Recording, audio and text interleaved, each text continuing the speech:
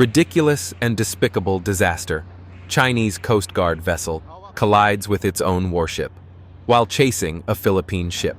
On August 11, 2025, a laughable yet scandalous incident unfolded in the waters near Huangyan Island, Scarborough Shoal, in the South China Sea, where a Chinese Coast Guard vessel driven by reckless arrogance lost control and crashed into its own naval warship while pursuing a Philippine ship.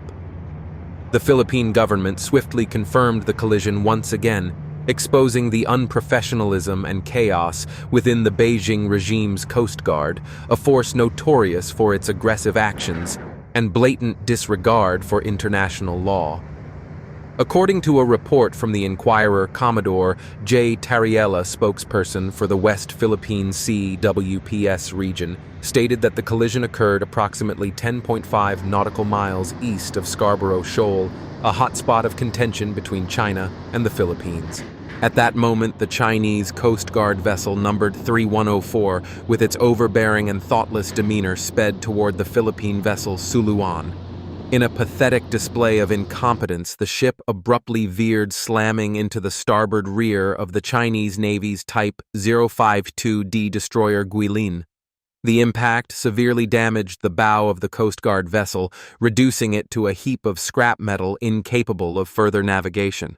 The damage was so extensive that the front of the ship was crumpled and shattered, with metal panels peeling away like flimsy tin foil, exposing a chaotic mess of poorly welded joints and substandard materials. Eyewitness accounts from Philippine crews described the wreckage as a testament to the shoddy construction that has long plagued Chinese military hardware, with debris floating in the water as evidence of a vessel that disintegrated under minimal pressure. This incident is not merely a humiliating military blunder, but also a glaring testament to the Beijing government's inability to coordinate and manage its armed forces effectively.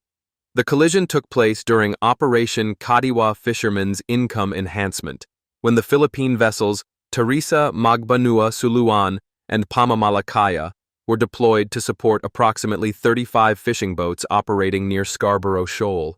Instead of being allowed to work in peace, these impoverished fishermen faced dangerous interceptions by Chinese vessels. Notably, the MRRV 4406 was attacked with water cannons, but managed to evade the perilous situation.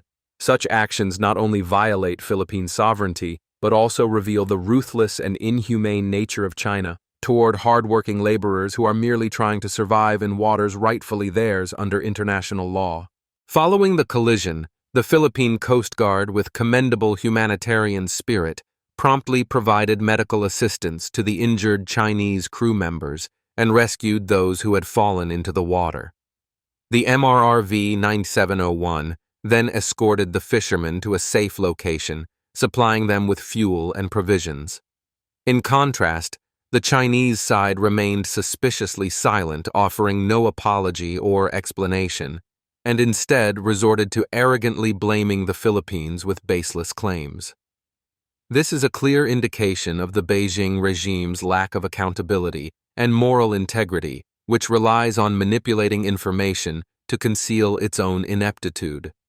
This incident unfolded against the backdrop of escalating diplomatic tensions between China and the Philippines. On August 6th, during a visit to India, Philippine President Ferdinand Marcos Jr. boldly refuted criticisms from the Chinese Communist Party, CCP, asserting that he was merely stating facts and could not comprehend Beijing's accusation of the Philippines playing with fire. He emphasized that should a conflict erupt in the Taiwan Strait, where approximately 200,000 Filipino workers reside, his country could not remain neutral. The Philippines would be compelled to intervene to repatriate its citizens safely. In response, the Chinese Foreign Ministry protested vehemently on August 8th, arguing that geographical proximity and the presence of overseas Chinese were not justification for Philippine interference, and demanded that Manila adhere to the One China policy while avoiding issues tied to the CCP's core interests. Marcos Jr. fired back firmly. "We do not want war, but if a war breaks out in Taiwan, the Philippines will be dragged into it, whether it likes it or not." He stressed his hope that war would be avoided, but called for preparedness. This statement not only reflects the Philippines' resolve, but also exposes the relentless aggression and pressure from China, a nation that habitually bullies its smaller neighbors with military might. The catastrophic state of the Chinese Coast Guard vessel after the collision has sparked widespread ridicule and concern, further tarnishing China's already dubious reputation. The vessel's hull, designed to project power, crumbled like a cheap toy, with large sections breaking apart and sinking almost immediately after impact. This dramatic failure underscores a deeper issue that extends beyond this single incident: the infamous tofu construction phenomenon, where Chinese infrastructure, be it bridges, buildings, or now naval vessels, is built with substandard materials and shoddy craftsmanship to cut costs, prioritizing profit over safety. The term tofu-dreg projects has long been a sarcastic jab at China's engineering standards, but this maritime disaster elevates the critique to a new level, suggesting that even its military ships are as flimsy and unreliable as the structures that collapse during earthquakes or storms. Experts and analysts have pointed out that the Type 052D destroyer Guilin, a supposed pinnacle of Chinese naval technology, should have sustained minimal damage from such a collision. Yet the fact that it caused the Coast Guard vessel to disintegrate highlights the latter's pitiful construction quality. Reports suggest that the 3104 vessel was assembled with low-grade steel and inadequate welding, a cost-saving measure that backfired spectacularly. Photos and videos smuggled out by Philippine crews reveal rusted interiors and hastily patched sections, painting a grim picture of a navy more interested in appearances than functionality. This incident is not an isolated case. Over the years, Chinese ships have been criticized for frequent mechanical failures and structural weaknesses, from engine breakdowns to hull breaches during routine patrols. The international community now has yet another reason to question the credibility of China's military prowess, which seems to rely more on bravado than substance. For the impoverished Chinese citizens funding this farce through exorbitant taxes and forced labor, the revelation is a bitter pill. While the elite in Beijing boast of a world-class military, the reality is a fleet of floating death traps that crumble under the slightest stress. The contrast is stark. Philippine fishermen, with their modest boats, outmaneuvered and outlasted a supposedly superior Chinese force, exposing the hollow nature of China's maritime ambitions. This debacle serves as a wake-up call, not just to the Philippines, but to the global stage, that China's military might is a paper tiger built on a foundation of greed and neglect. The Beijing regime's refusal to acknowledge this failure only deepens the humiliation as it clings to its narrative of dominance while its ships sink into the sea. Guangdong's Epidemic Prevention Campaign, the horrifying greed of the authorities. Meanwhile, another disaster is unfolding in China, particularly in Guangdong province, where the Chikungunya fever outbreak continues to spread alarmingly.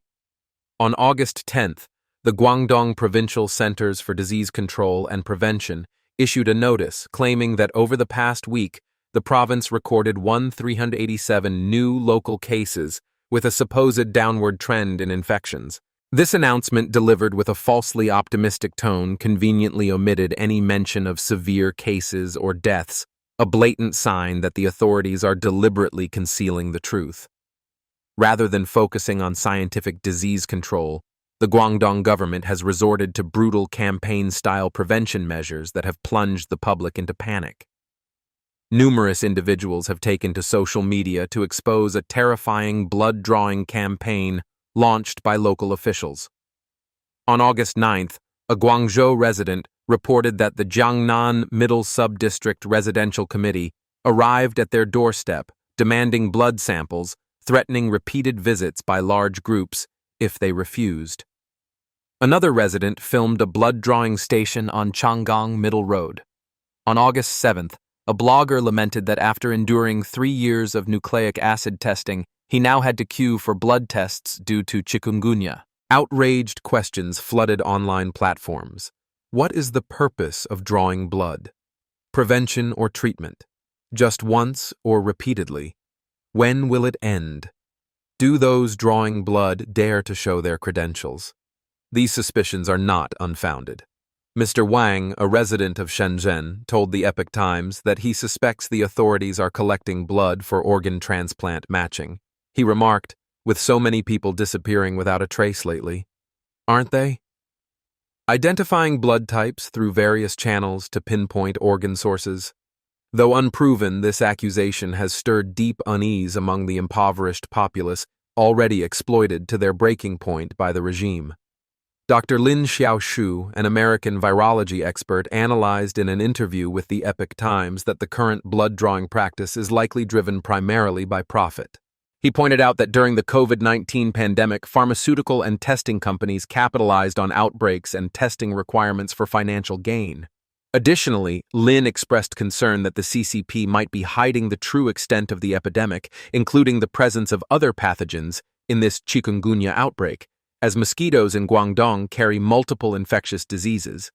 This lack of transparency not only endangers the public, but also underscores Beijing's disregard for its people's health, prioritizing image and power instead. The mystery of wealthy woman. Yang Lanlan and the rot of the elite.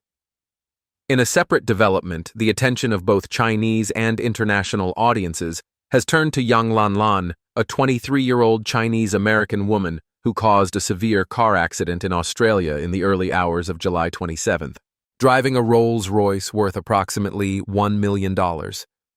Yang Lanlan crashed into a Mercedes-Benz, leaving the other driver with a fractured pelvis, a ruptured spleen, a broken spine, and 10 broken ribs, potentially resulting in permanent disability.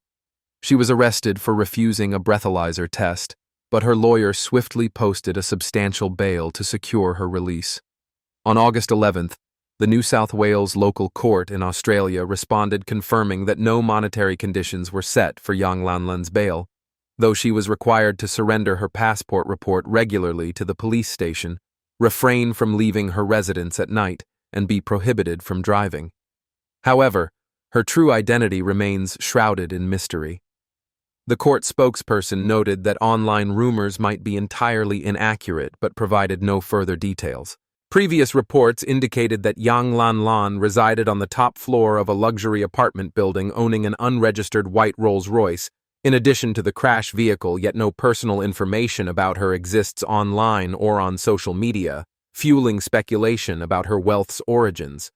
Chinese netizens have dubbed her a celestial dragon, a descendant of privileged political and business elites, and rumors suggest her bodyguard Xu Zhengyang, a former member of the Beijing Armed Police Special Service Detachment from Shanghai, Jiangxi Province, once served as a Zhongnanhai bodyguard.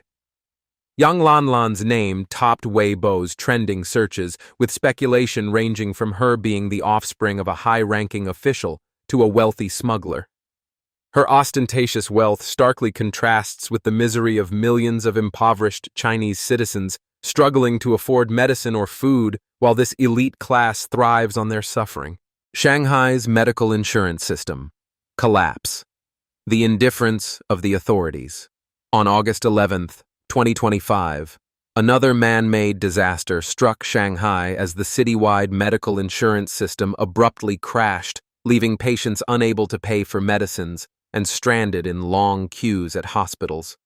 Starting at 10 a.m., residents began venting their frustration on social media, with one writing, "I registered in the morning, and it was fine, but by 11 a.m. the system was down, still unfixed, by 11:40. Another lamented Shanghai's medical insurance payment system crashed. "I can't settle my discharge bill nor use self-service machines or manual counters." These complaints reflect the helplessness and anger of citizens faced with a poorly managed healthcare system. Major hospitals like Huashan Zhongshan and Oriental, along with community clinics, were paralyzed with insurance card readers and commercial insurance payments failing. Videos circulating online depicted overcrowded payment areas with overburdened staff and elderly patients crying out in despair. The Shanghai Municipal Medical Insurance Bureau attributed the failure to a power outage at a telecommunications-managed cloud platform server room with an emergency backup system activated after 15 minutes. By 5 p.m., the main system had resumed, though electronic insurance codes, intercity settlements, and combined commercial insurance payments remained restricted with no clear timeline for full recovery. Shanghai residents rejected this feeble explanation. One wrote, "I went to the hospital this morning only to encounter a medical insurance system glitch, crowded wards, nearly paralyzed self-service machines, and slow manual counters with long queues." Others speculated, was it a hacker attack, or developers were laid off after completion, so no one maintains it. Maintenance means crashes. This was not the first incident. A similar failure occurred in December 2023, yet the authorities seem to have learned nothing, leaving the poor to bear the consequences. Devastating floods in Gansu. The government abandons its people. On August 7th, Gansu province, particularly Yuzhong County in Lanzhou City, was hit by record-breaking rainfall combined with dam discharges triggering catastrophic floods and landslides. 5 townships, Chengguan, Mapo, Shokangying, Shaoguanying, and Xinying, suffered severe devastation with numerous villages wiped out. Locals revealed that hundreds of homes and over 100 vehicles were swept away, while hundreds of sleeping residents were carried off by the torrents, with the death toll estimated at over 100. Mr. Li from Chengguan recounted, "That night, vehicles floated down the river one after another, hundreds, swept away, all totaled. Many villages were leveled, and bodies are still being recovered."